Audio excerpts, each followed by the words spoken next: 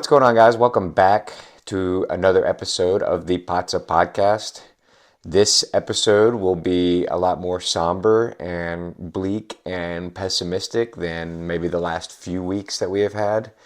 It is following a 1-0 loss to rivals Milan in the big Milan Derby, and it is yet again another Inter match in a big game where we do not match the passion and the fight and the spirit of our opposition and don't finish chances that should be finished and get taken advantage of on transition, which is something, if you've been keeping up with me, not even all this season, but all most of last season as well.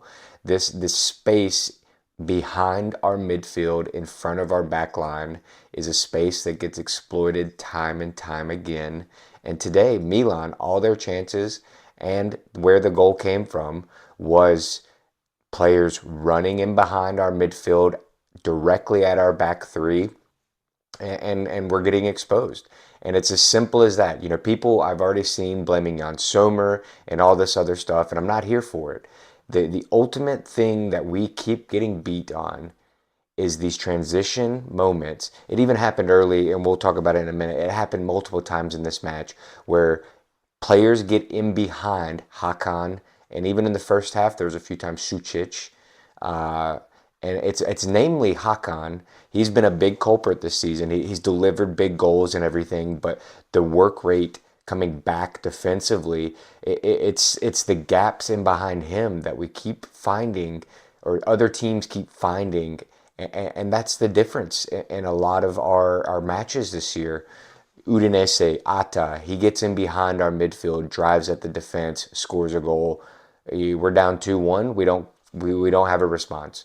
Juve, Yildiz, and then the last goal, I forget who the guy was that scored that one.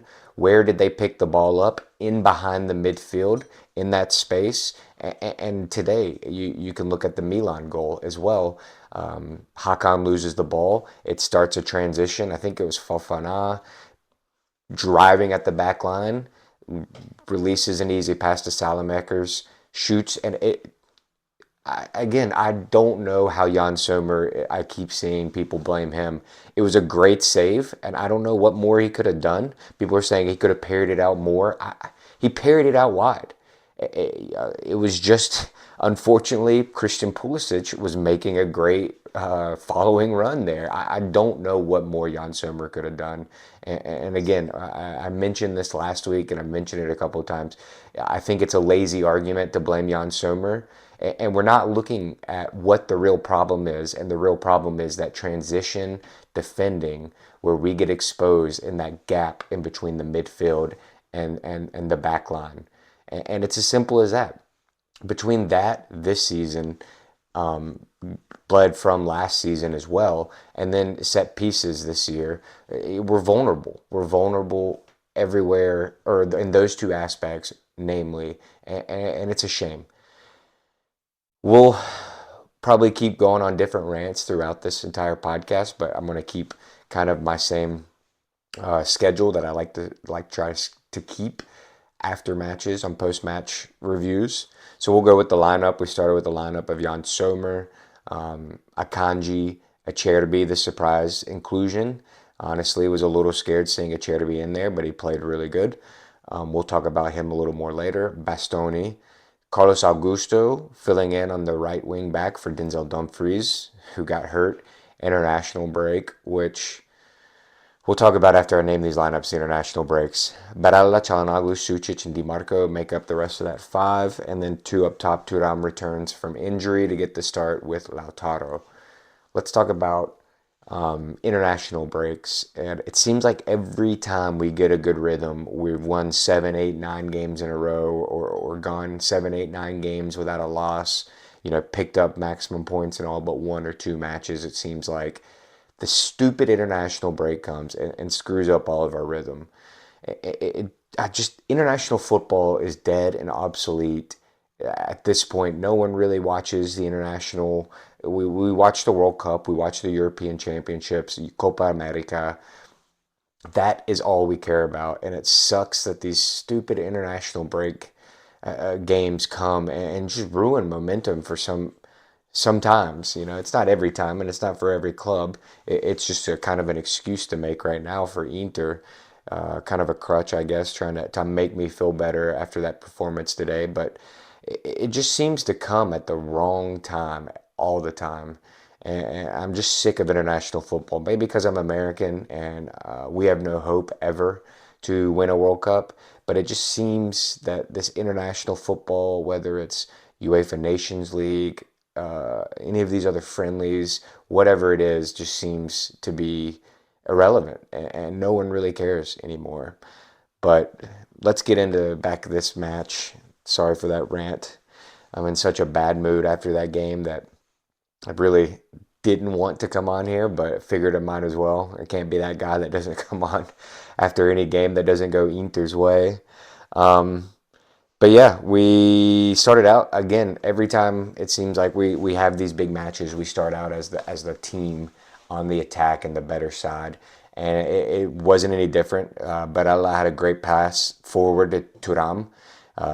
Pavlovic kind of intercepted it, but it went out for a corner, and it just showed. That's what Barella. I think he had a great game, and it showed that we were going to be dangerous kind of early. And I really enjoyed Barella in this first half. Right after that pass opportunity to Turam in the third minute, Turam somehow got a header. Sorry, I don't have my glasses or my contacts on, so I'm trying to read my notes. Um, Turam somehow got on a header on the back post. I don't know how he was able to contort and get around. I think it was Fofana or maybe it was Tomori to win the header. I think it was off of a corner and forced a really great save from Magnon. And that was kind of the theme for the rest of the game today was Mike Magnon. Um, I thought DiMarco looked really good in the first 15 minutes and then kind of fell off there. I wrote, DiMarco's having a huge impact in the first 15 minutes, and I think he did. But then after that, the rest of the game, not as much of an impact. I don't want to say he had a bad game, but it wasn't a DiMarco game to remember, I guess. Like I said, not a bad game, but not, what we've seen recently of DiMarco. Some of his crosses, I think, could have been a little better, but you can't really blame DiMarco for anything this match. I think he just had kind of like a run of the mid kind of game where it was just decent, but it's still not good enough in a derby match. And it goes with the rest of the team. I'm not singling out DiMarco by any chance. And then in the 16th minute, this is kind of what I'm talking about with these chances that we concede up. Milan, it's their first real chance.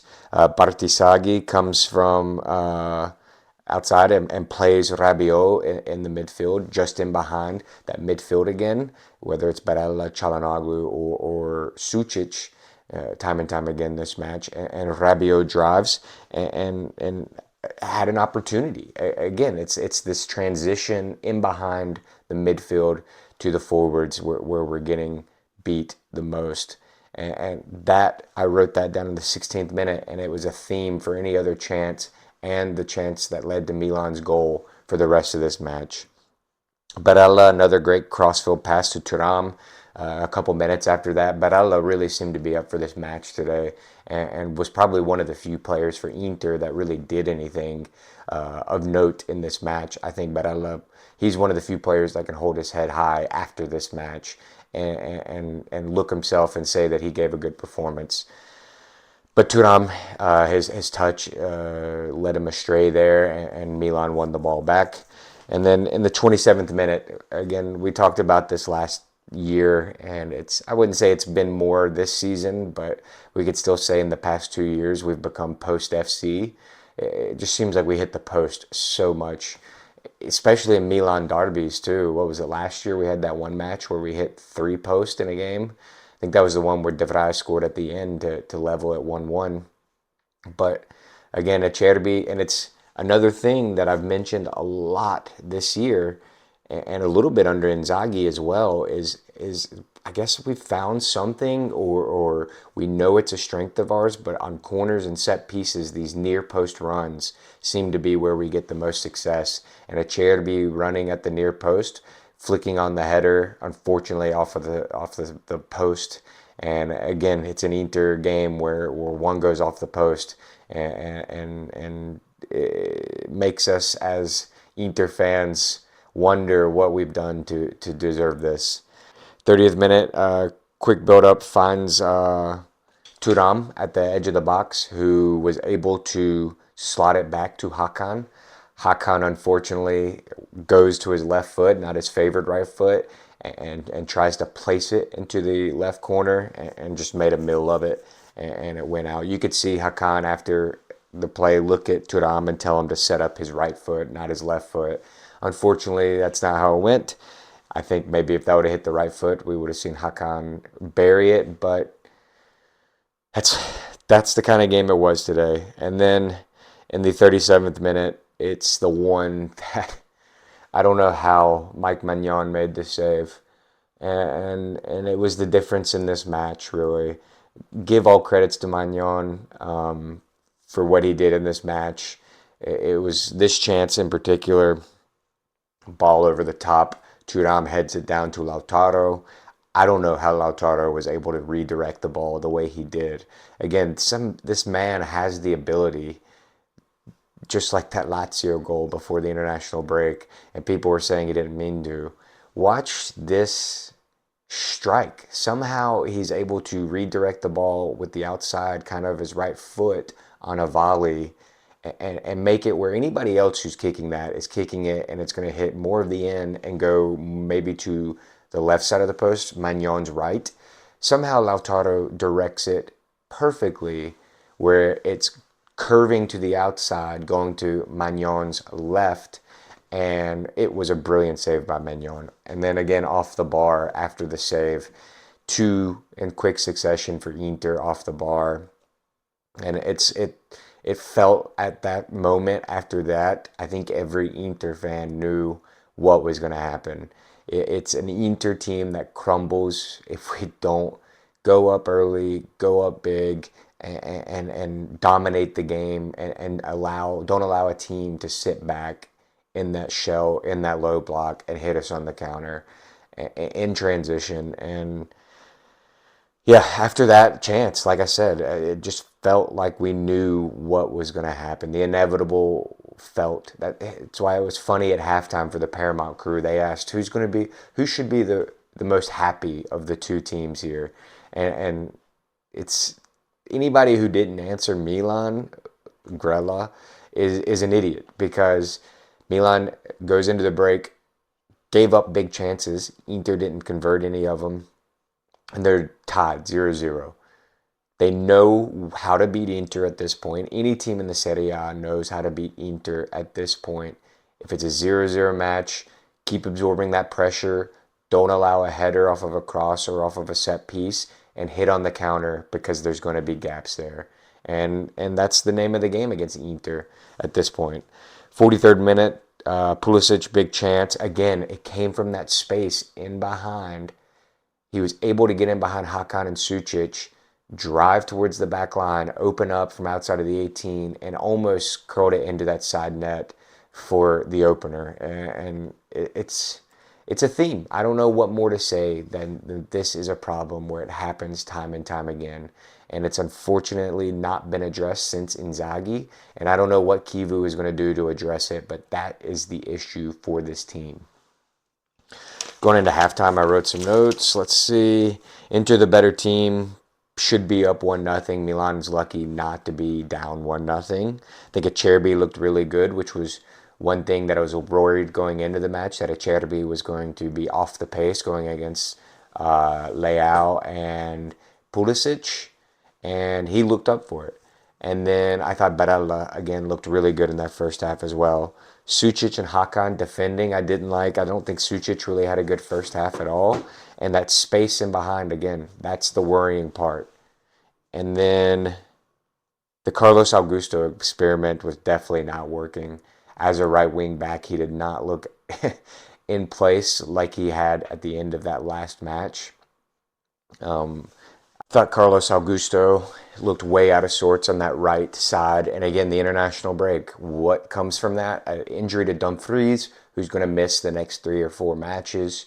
Dumfries, we mentioned last podcast, has not been a player that, or the same player from last year. But after this match and after the few matches before, I think we can see he's still our best option at right wing back. Augusto did not have a good match, and Luis Enrique is definitely not the solution yet. I've said I'm not ready to give up on him because it's a guy coming from a different league, doesn't speak Italian, whatever. But Dumfries, despite not having a great season so far, is still a best option at right wing back. International break comes and he gets injured. Again, nothing good comes from the international break at all. Something that I did hear during this break, though, on the Interjections podcast, one of their analysts or speakers had mentioned that Carlos Augusto, he's not a fan of him when he starts matches. He likes him coming off the bench, injecting a different pace and energy into a match. But starting a match, he's not a fan of him. And I never really thought about that. So I was looking out for that in this match, and Carlos Augusto didn't impress from the start. And it's something to look for over the next few matches that he's probably going to get, his chance at right wing back since Dumfries is out to see how he does from the start. So keep an eye on that. And then I just said Forza Inter. We have to get the victory, even though in the back of my mind I felt like I knew what was going to happen. Second half, 50th minute. What a challenge by Acerbi on Modric. This happened a couple times, I think. Acerbi, on Modric in particular. Acerbi, huge match today. I've said it a couple of times already. He was the one going in when I saw the starting lineup I was the most scared about, and he was the best player on the pitch today for Inter. So, Grande Acerbi, you're another one along with Barella that I think can hold their head high after this match and say that they put in a good performance. And then, the next thing that I wrote down was Milan's goal, and it comes from a giveaway from Hakan, losing the ball in the middle of the field. And once you lose the ball with that gap again in behind the midfield and the defense, you get yourself exposed. And I think it's a game that Hakan did not play well. And I think it's Hakan, we've been talking about all year.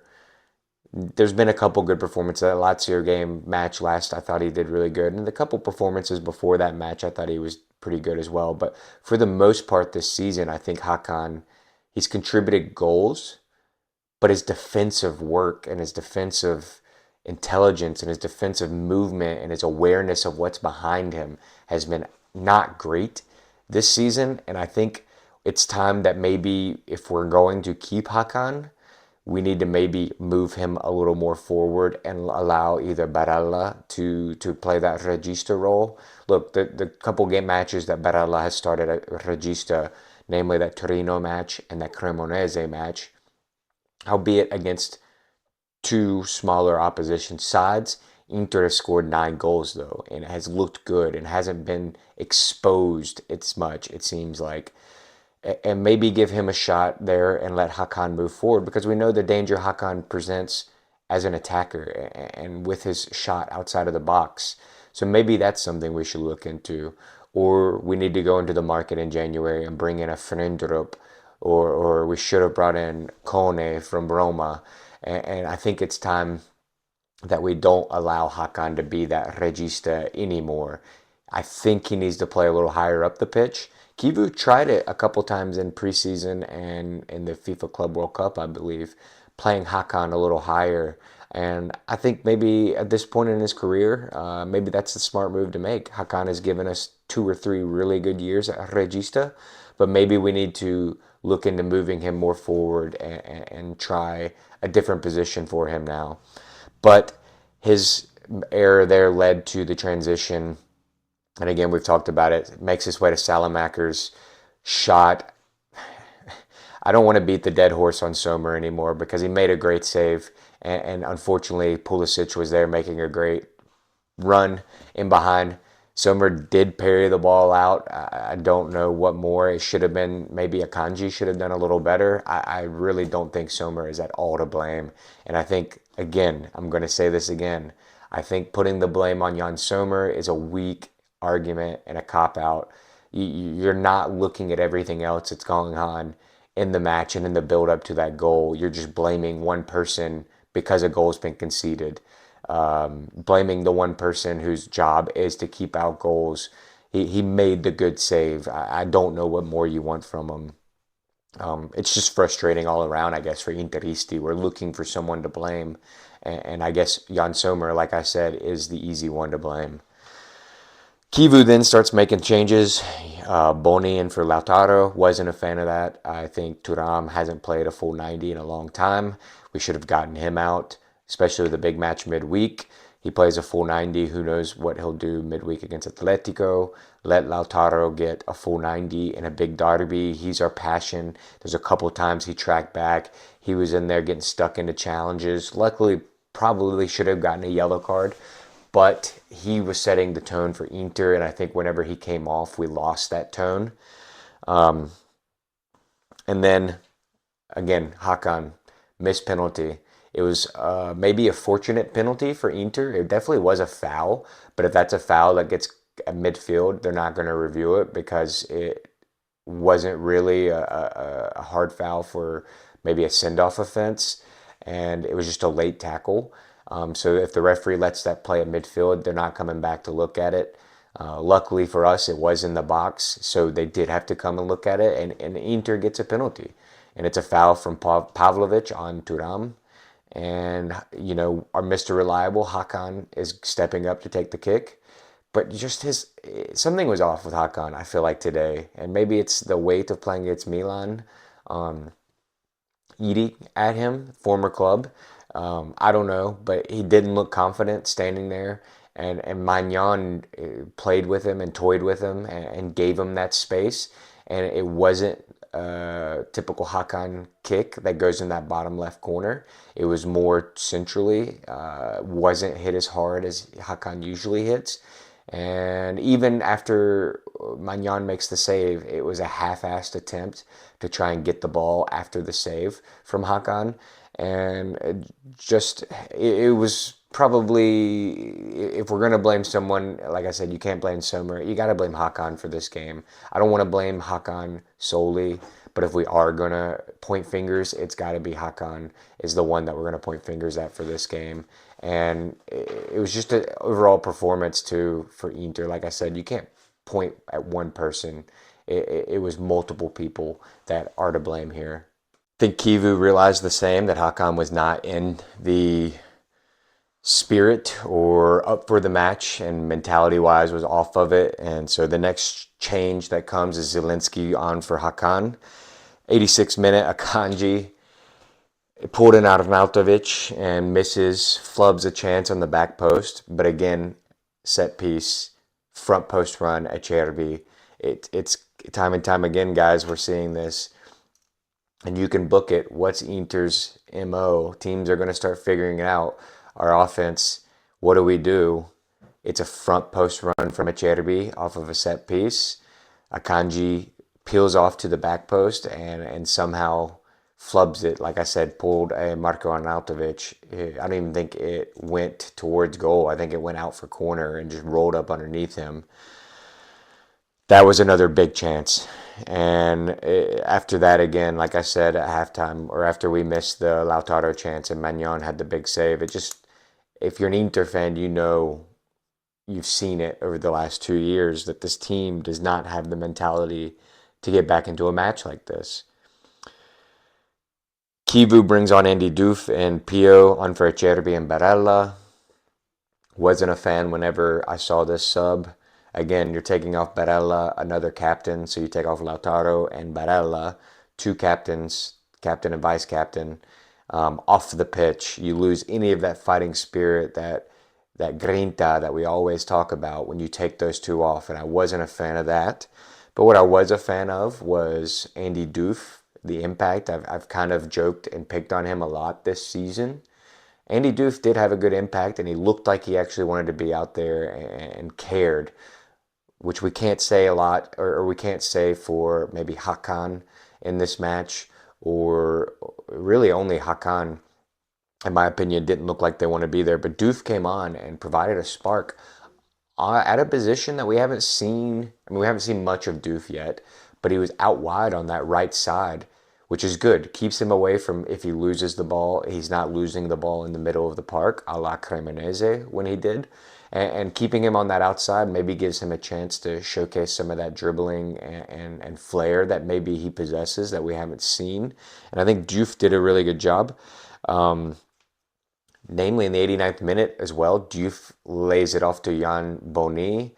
Jan Boni, great chance at the top of the box, and he skies it. And that was pretty much the last thing to Inter had, and the last thing of note in this match.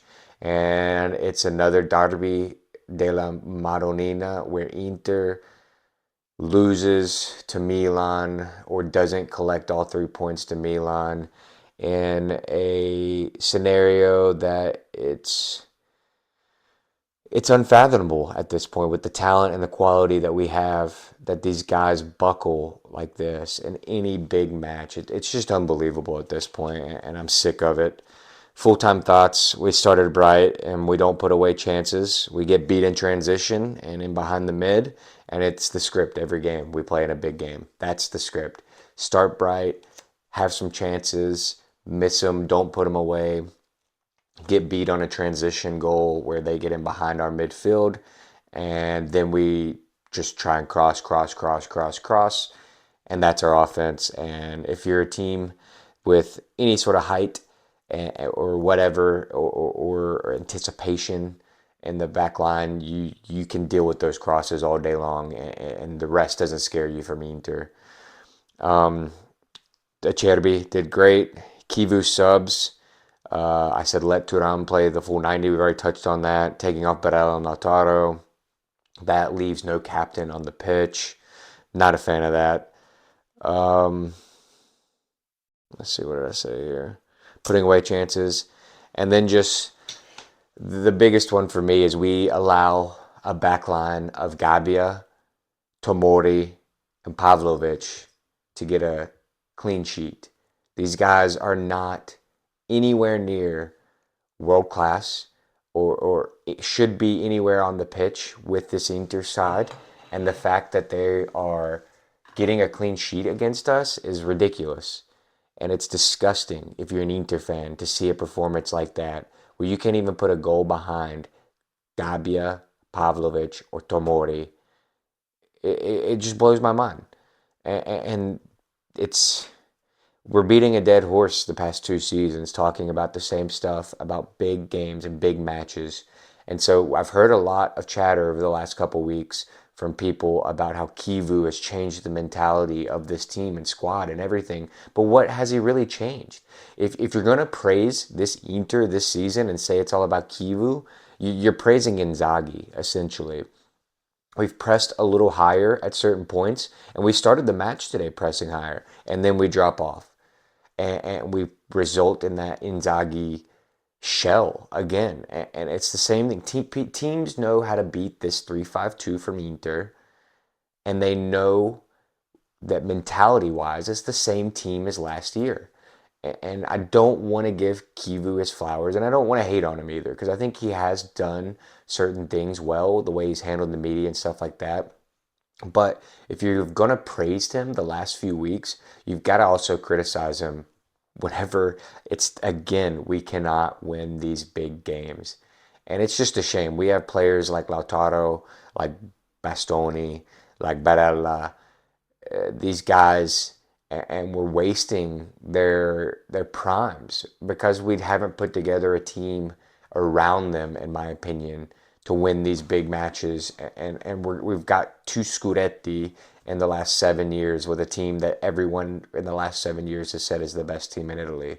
It's unacceptable, and it's unbelievable, and I'm so pissed off right now. And with this team this season, we're a team that's lost 4 matches already, and it's you're not going to win the Scudetto when you lose at this rate. We're going to be going at about 9 matches lost. That's unacceptable.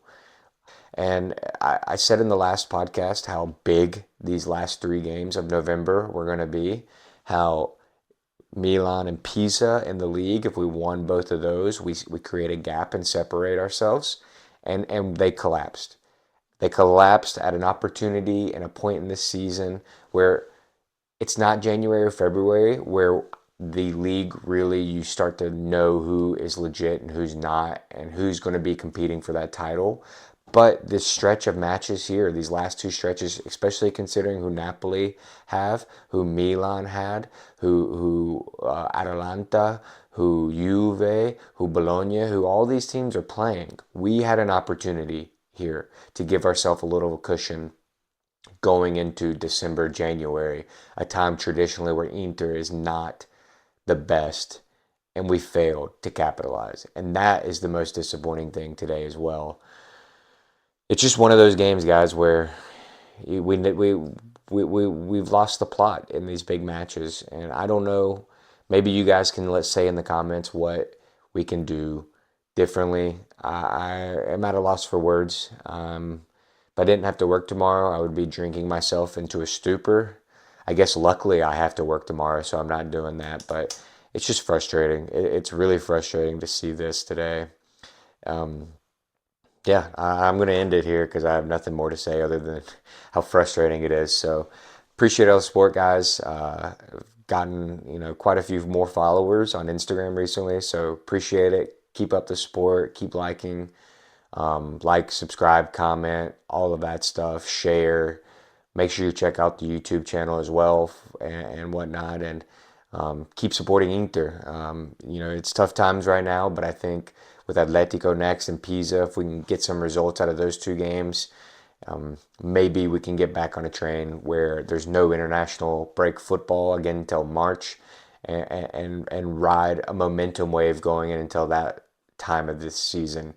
So, guys, like I said, I appreciate it. Please like, subscribe, comment, share, all of that stuff. And as always, Forza Inter.